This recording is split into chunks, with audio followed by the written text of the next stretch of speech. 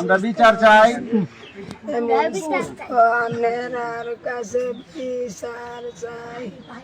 আমার বুতে ফুল একটা কে কেমনে কাইরা নিল, আমার ফুল ফিরে দিত, আমি না দেখতাম।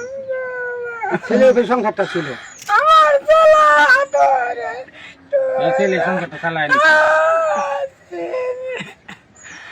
আমার বাবা কত সুন্দর আচ্ছা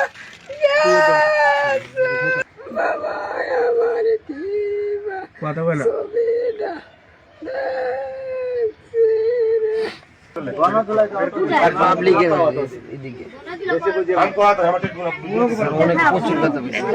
হ্যাঁ, তুমি হিন্দু ধর্মের লোক, তুমি তো এটা কোনোদিন সম্ভব না আমাদের বাজারে যখন কাজ কাম করো।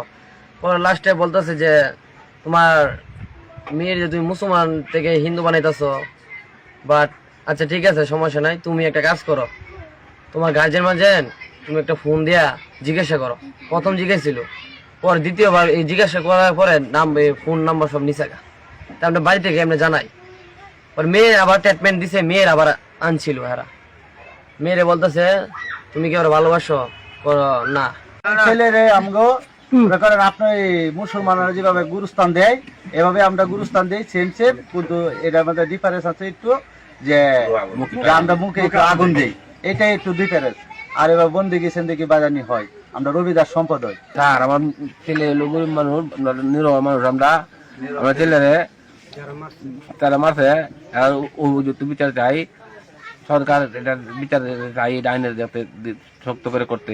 আমি আসলাম থানাতে, এসপি বলছে যে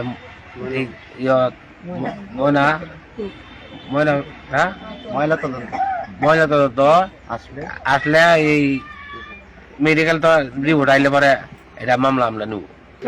10টা ছাড়ার মধ্যে আমার নাতি একজন নাতি বাজারে ঘাটে জিগাইবেন, আমরা কথা না বিশ্বাস করলে আমি বিচার চাই, এই খিরাই সর রয়েছে এনে বিচার চাই, এরা লোকে জিগাইবেন ছেলেটা বালা না বুড়া এটা জিজ্ঞেস করবেন আপনারা।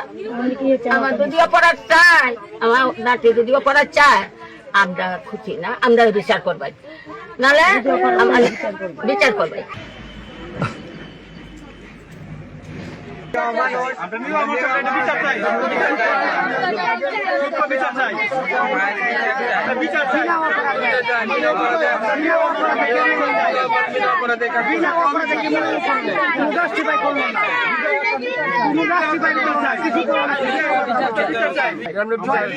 খারাপ না বন্ধ চেয়ারম্যান আছিল, ভালো না খারাপ যাচাই করতো ছেলেটা আসলে খারাপ না ভালো, সুযোগে দেয় নাই, সুযোগে দেয় নাই, মারপিট করে আদা মরা বানায়